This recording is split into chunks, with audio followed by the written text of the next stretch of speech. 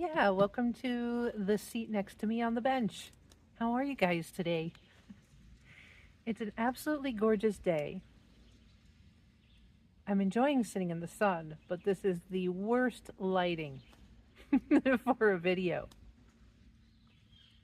I think at this point, we don't worry about the polished look of things as long as I'm not squinting too much. Today's Tuesday, the 16th, I think. Yeah.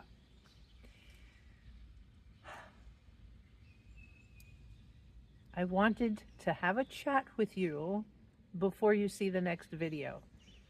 I absolutely have a spoiler alert for you. So I haven't posted in a few days because I've been very dedicated to getting more packed in the house and boxed up and ready because I have a helper coming again. And I want the helper to be able to help me in the pods because with my back and all, I mean, my shoulders all right, but you know, if I could have a young gentleman here to lift boxes for me, that's wonderful. So I'm doing all the stuff inside of packing boxes and making decisions about everything. And I have pushed myself to the point of exhaustion. That's why I wanted to sit with you here on the bench next to me so you could see that I am a-okay. Because what you're about to see is me at total exhaustion, raw, emotional, and both clips that you're going to see, they're on 2 different days. Sorry for the brief interruption, but the days have absolutely blurred for me. And it's not just 2 days, it's 3 days. So I'm going to let myself keep talking there, but we're talking about Saturday, Sunday, and Monday. So when I refer to the second clip, I'm actually talking about the third on Monday. All day today, I was thinking yesterday was Sunday. Yesterday was Monday. Anyway, it's 3 clips, same premise. Just know that when I'm talking about the second clip, I'm talking about the third, which is yesterday, Monday. Sorry for the interruption. Both of them I hesitated on sharing because, I don't know, they're just raw. That's all. And the whole reason I do this is because I believe when we as humans go through these feelings, we make ourselves so wrong about it. We feel like we're alone and nobody feels this way. Yeah.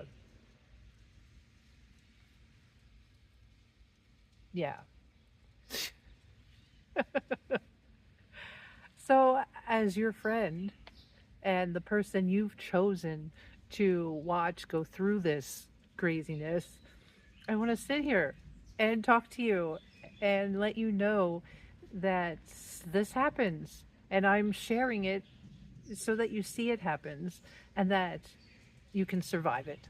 I'm a survivor. I'm sitting here surviving all this raw emotion, all this hard work, all this fatigue. I know when I hit that wall yesterday, I just stopped. I just stopped, laid down for an hour, cried, laid down for an hour, got up, ate, became very quiet and reserved, took the rest of the day off because I knew I had absolutely brought myself to the absolute end of what I could handle in a day. So the second clip is going to be a story about my husband's Marine Corps League artifacts, I guess I could call them, between his uniform and anything else we have in reference to the Marine Corps League. And the news that I discovered just tipped me over the edge, and I started sobbing. And I thought to turn on the camera because I wanted to reach out to you to let you know what I was going through. So, again, I am here. I am alive. I am well. I'm enjoying the sun. I have a helper coming tomorrow. I have a friend coming to visit tomorrow. I don't want anybody to feel the need to call 911 or emergency services or feel the need to have to drop everything to make sure I'm okay. I am through it already and here. Uh, yeah, I'm just sharing. And it's okay for me to not be okay in those moments. It's part of the ride. And I told you, I'm here for the ride. Um, I will give you a little bright note teaser. I'm going to flash a little picture here. Yeah. So I have 3 rolling trolleys of all like my fun artwork stuff. And I'm going to do a separate video about those things because, gosh darn it, it's about time I do a fun, artsy type video. So when I feel I have a moment, I'm going to sneak that in. But in the meantime, if you're ready to move forward, you might want to grab a box of tissues because I know when I watch myself cry, I start crying. Okay. But I'm fine. I am fine. Oh my God. Oh my God, what's that saying? Oh man, I hate when my brain does that. I had a thought, wanted to share it. Oh, she doth protest too much. Instead of protesting, I'm assuring you too much. She's saying she's fine too many times. She can't really be fine. I'm fine. I'm fine. I'm very fine. It was a good day yesterday. It's a good day today. It'll be a good day tomorrow. I'm fine. I'm fine. I'm very fine. Name that movie. That one's an oldie. Cary Grant, I think. All right, guys. I love you. I'm still at it. And I'll touch base again soon. Ciao for now. Danger, Will Robinson. Danger, Will Robinson. Danger, Will Robinson. Ah! Welcome to the pantry. Uh, so I hit a little wall of decision fatigue. I kind of worked through it, but so I don't want anything up on that top shelf, nothing against the wall. But things are happening here. Like that's the new cat habitat. Underneath that nice little set is 2 bags of garbage. That's a bag of recycling bags. That's just a bag of paper bags. Work gloves, 2 bins of work gloves. The tops to bins that I bought, another ramp. I don't know why I'm itemizing everything with you. I don't know that I need to itemize everything with you to get my point across. It's a mix of things I'm keeping, not keeping. But then I came to like my dry goods. I just emptied this shelf of dry goods. What's happening?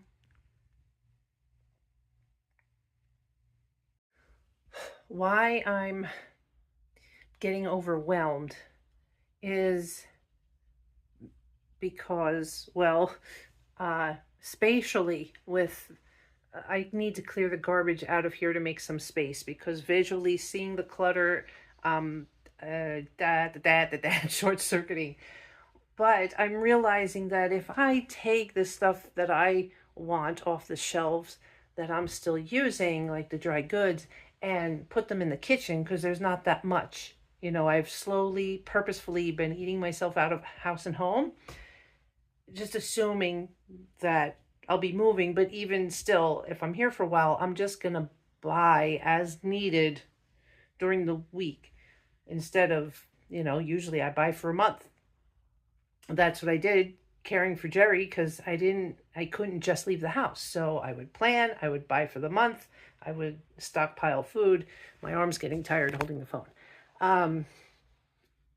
So yeah, getting myself to the point where I don't have a lot of food, but it dawned on me that there's more stuff in here I don't want than I do want. So with the strategy being take the stuff out that I do want and put it in the kitchen, and then this way it'll open up these shelves so that some of the stuff that I'm not keeping can start going up on the shelves for the estate sale. But this is what's happening. What's happening is the clutter in here is increasing. I'm thinking, okay, I can put my canned foods in there because that's empty. But there's things I'm pulling out from the pantry that needs to be cleaned before anything. There's bottles from the pantry that are lining up on the counter. I just, I mean, I have more room in here, but then I realized I have these empty canisters that I typically use. They can probably get packed, but you know, I go a little crazy thinking, why do you pack empty air if I could pack something in there to pack? But all of a sudden I'm getting overrun, pulling out those empty canisters. See, there's more up here, an empty sugar dispenser. Yeah, so in through the nose, out through the mouth. I just saw someone online that said when you breathe in through the nose, you breathe as far in as you can, and then you take another on top of it, and then breathe out through the mouth, and it relaxes you. Oh, okay, I guess it works. Holy frijoles. Yeah, I say frijoles because I was just taking out beans. Oh, of course, they don't say frijoles, but the black ones do. Holy frijoles! Holy frijoles negros. Dear God. I'm going to stop and eat, although where I normally sit now, barricaded, yeah, I'm going to stop, eat, regroup, and do more of those breathing.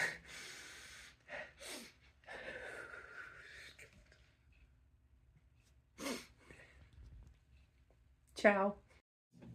So after I ate and calmed down, I went back out here. I kind of had to put blinders on. I had to say to myself, okay, garbage out. Don't look at anything else. Just garbage out. Okay, the bag of recyclable bags. Get them out of here.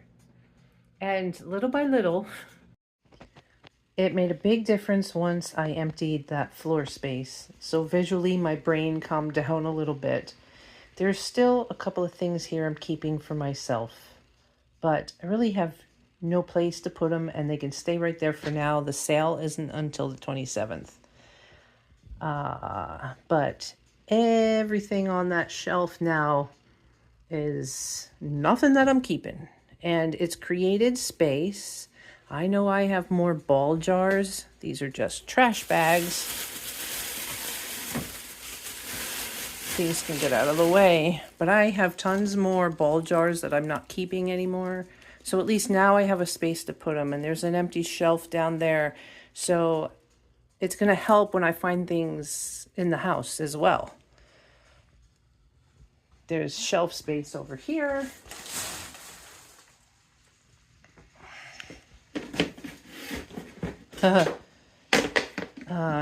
Anybody want a drink? Not me, thank you. Yeah. From parties gone by. Anywho, there's more space here. I'm finding the manuals for things that Randy is selling or has in the auction, so I can start putting manuals out with the things that are going to auction. But look, there's more space here. So as I'm finding things that I don't want, I have a place to put them, which may make more room in the house. So I'm feeling better about what's going on out here.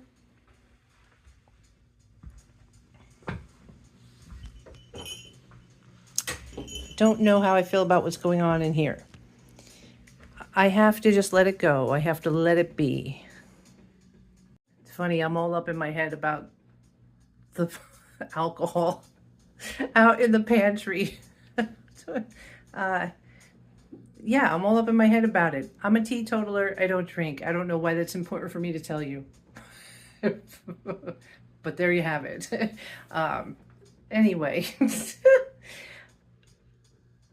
I don't know why this works or why it makes any sense. Because for a while there, as I was pulling stuff out of the pantry and just dropping it in here, I thought, what the hell's the difference if it's sitting out there or sitting in here? But somehow it works. It's a holding pattern.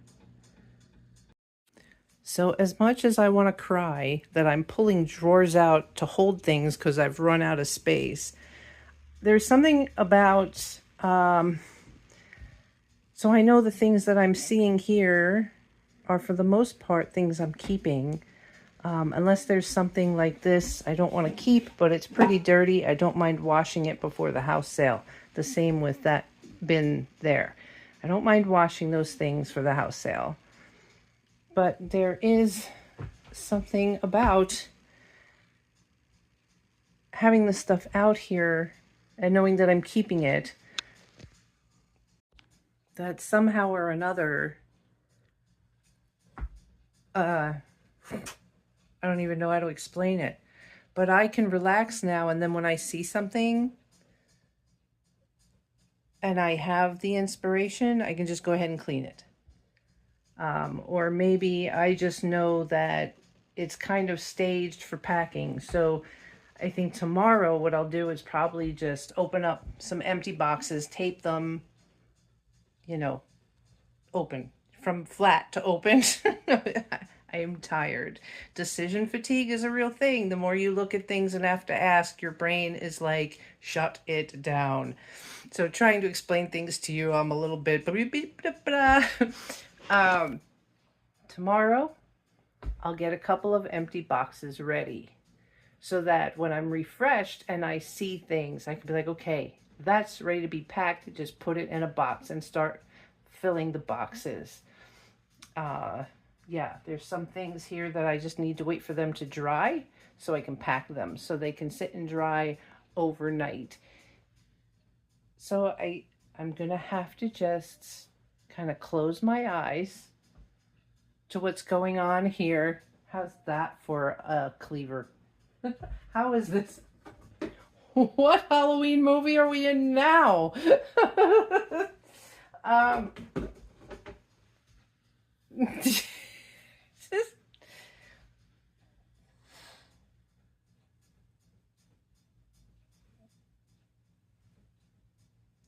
tomorrow things will start getting packed.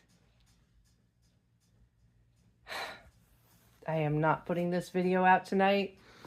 I already put out that house hunting video, which is my way of kind of window shopping, taking my mind off the packing and starting to give myself hope for the future. Shift my mindset a little bit. So yeah, I'll pick this up in the morning, I think. Unless I do another house hunting one first. That was fun.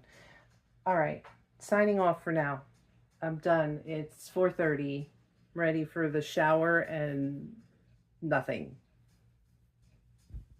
I gotta go. I gotta go, guys.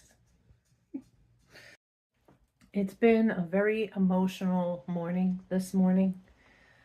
It's 100% coming from fatigue.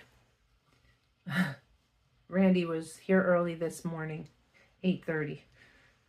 It's not really that early, but anyway. I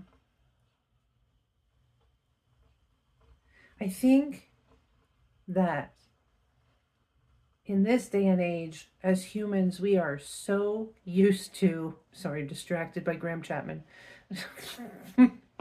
We are so used to being taken advantage of, tricked, scammed. I mean, everywhere you turn, you have to worry about what kind of scam is happening next. Is this a valid email? Is this a valid phone call?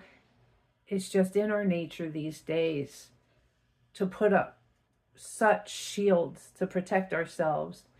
And I have to say that when it comes to human interaction, it naturally extends into human interaction. There are people out there who will take advantage of you. And most of the TV programming you watch these days trains you to think that the world is such a horrible place.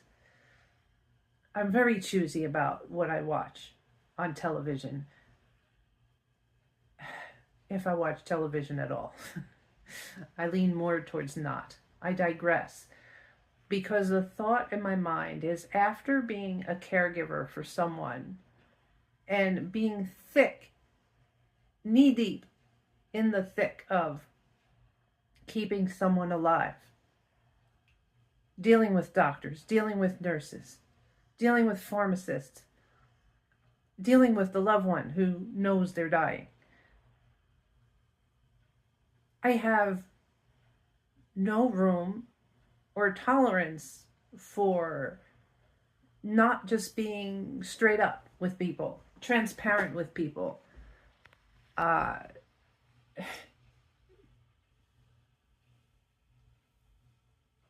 have found it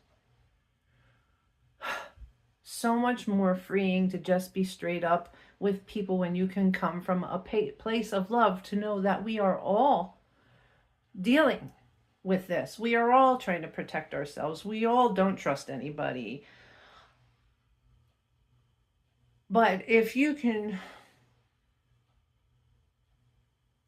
speak your truth and allow yourself to be vulnerable with people, their reaction with you tends to be more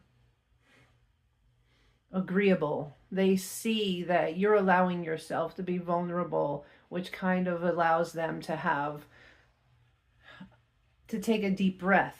It gives them space to be themselves.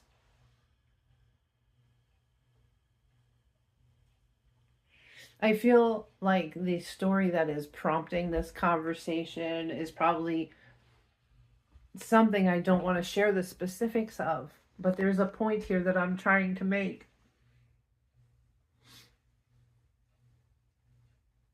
That if I need to say to someone, look, I'm realizing that before I can finish my question to you, you're already answering it before I finish asking a question. And I appreciate you, but I really need to be heard. And I'm asking you to please let me finish my question and my thought before you respond. Something as gentle as that takes a lot of bravery, but I think in my personal life, because I dealt with this caregiving and my husband, something like that doesn't scare me. Having a conversation like that with someone doesn't scare me, because I have looked death in the eye. I know where we're all headed. We all die, guys. There's no getting out of that. There's no scamming your way out of dying. We're all human, and we're all dealing with that fear on top of others.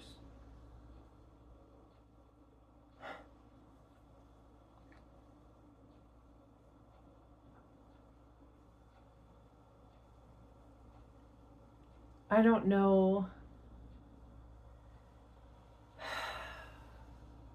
if I'm asking you to take a step back in your life to see, if you're struggling, what it would take for you to know that allowing yourself to be vulnerable and speaking your truth, as scary as it is, will probably work in your favor more than you realize. I'm not trying to be a guru here. It's just, I'm a human being dealing with these extreme situations. And the whole reason I share it and allow myself to be seen on YouTube is because I think there are too many people out there living in fear and dealing with the same things. And I want to be a beacon of hope. I just kind of want to share my life. I want to pay my life forward.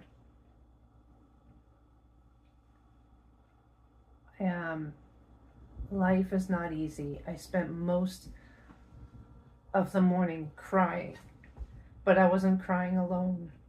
I was on the phone talking to the lady at the antique shop, and I was dealing with concerns that I had over how things were proceeding. She's a caregiver. I was a caregiver. We have a lot to relate to. But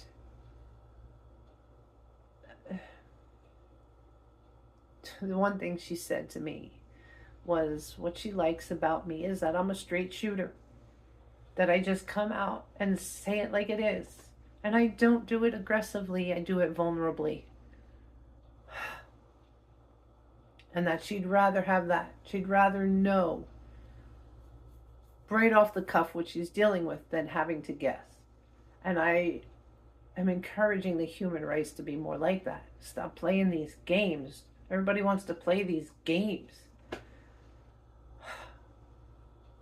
Try to have conversations with family members who are hurting over my move, and I have to give them the space to be hurt because they get to be hurt. They're allowed to be hurt, and I'm allowed to do what I do and be transparent with them. I had a beautiful conversation with Randy today with the auction. Yeah, I don't know, guys. It's been a lot. And I'm still knee deep in the middle of things everywhere. I do have to say, while I'm making lunch here, remember how I said somehow this all works out? It didn't make sense yesterday.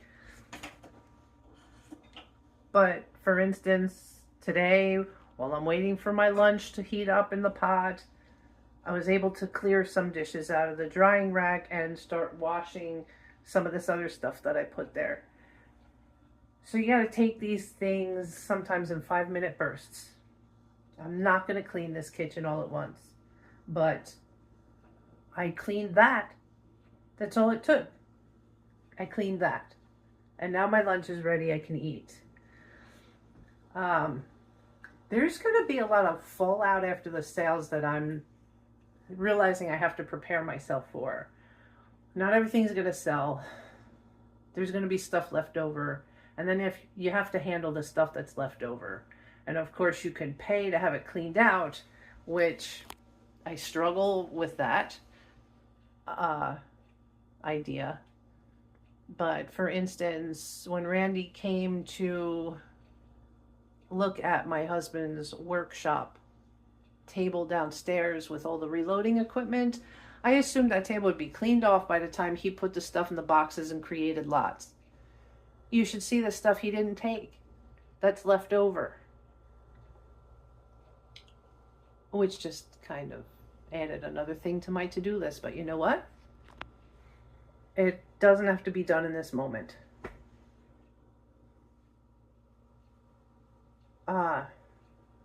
You learn to let go. You learn to let go of a lot. You know, my laundry was still hanging up with when Randy came. Oh well, and you know what? He didn't even look at it because he was focused on the workshop table.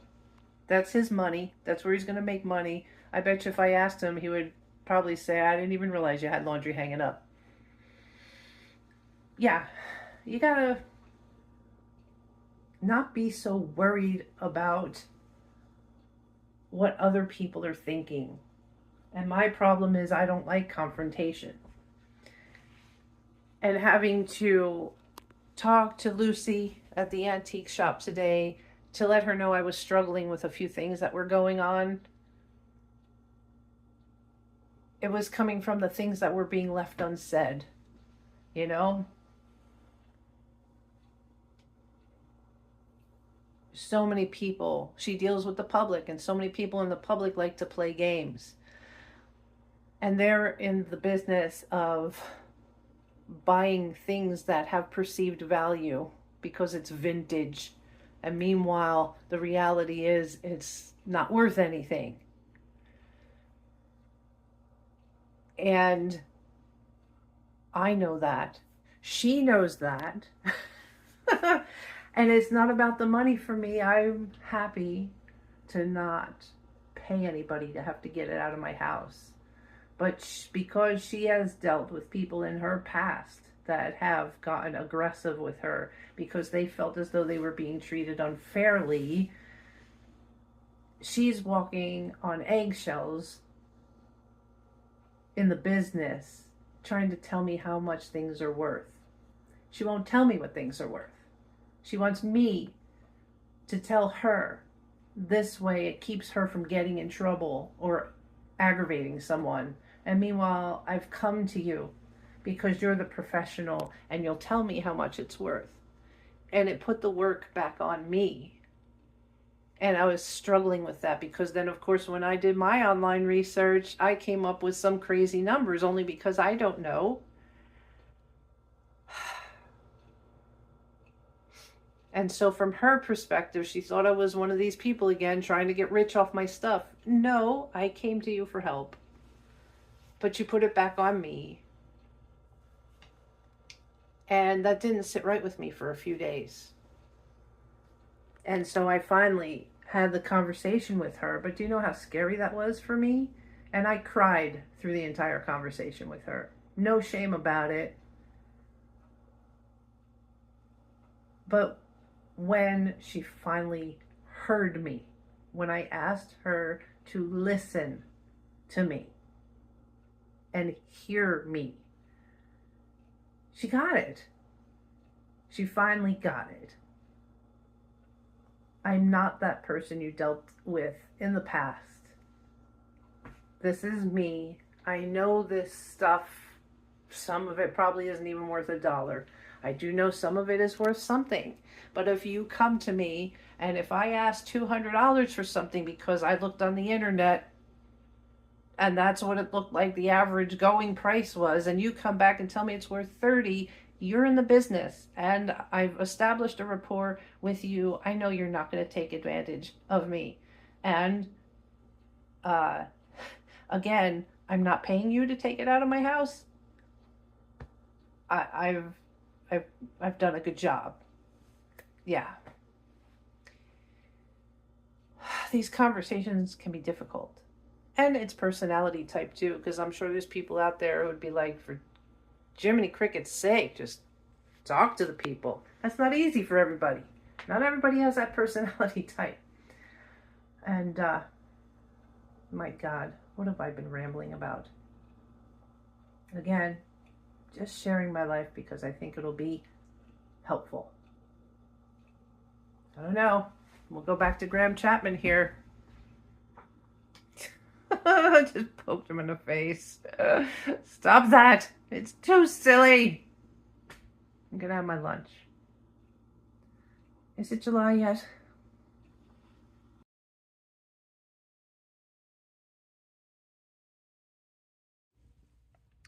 I'm just so tired of having to make decisions.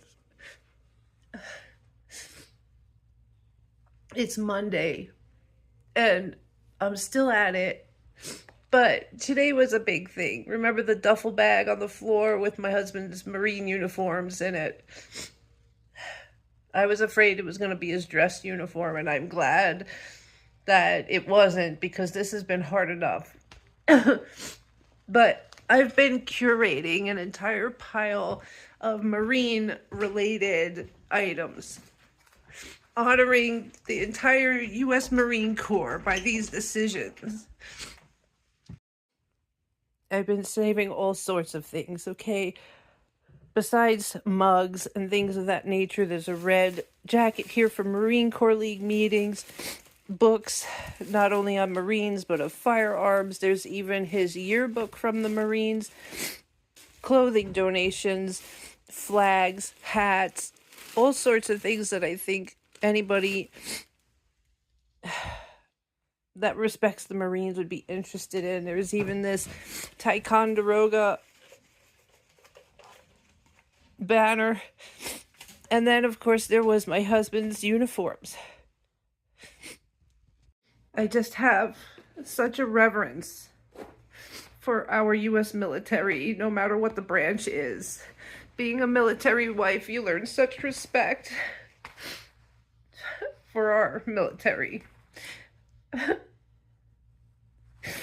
And so I called the Marine Corps League out in the Wilkes-Barre Scranton area because they have a museum, and I've been curating that corner thinking I can donate all this stuff to the museum.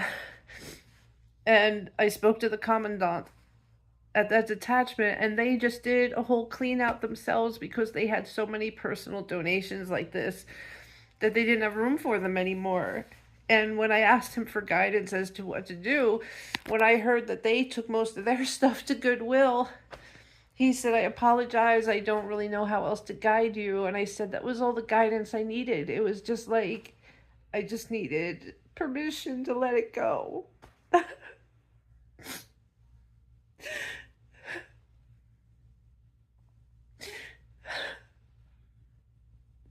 And I know that my husband is not attached to those things, and they're just things. But there's some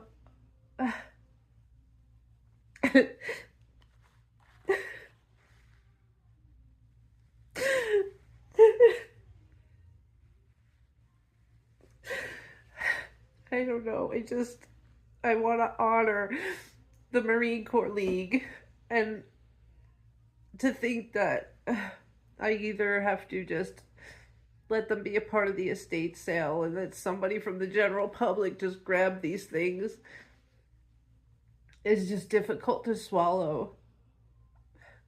Or to think that maybe all that clothing will be put in the textile bin where I bring all the clothes that are rough around the edges so that they can be recycled. I mean, intellectually, I know that at least they'll be recycled and repurposed, but it's just a hard pill to swallow when you put so much identity on something, and it just tipped me over the edge. And it's at that point where I'm so tired of having to make these decisions for things that don't belong to me. And I so can't wait for the sales to be over, for the auction to be over, and to have all this stuff out of here. Because once it's gone, it's gone. And then I can just focus on me and my things. Oh, God, guys. I just wanted to be with you while I went through this. I'm not looking for direction. I'm not looking for the silver lining on this. I just wanted to share this moment just to let you see this moment. And that, like I told my stepchildren when we were spreading the ashes, I let them know ahead of time that I probably was not going to be okay, that I was going to be like this, but that they needed to know that it was okay for me to not be okay, and that I just wanted the space to not be okay. And that's just what I wanted here. The space to not be okay with you, my community. Oh, for the love of God.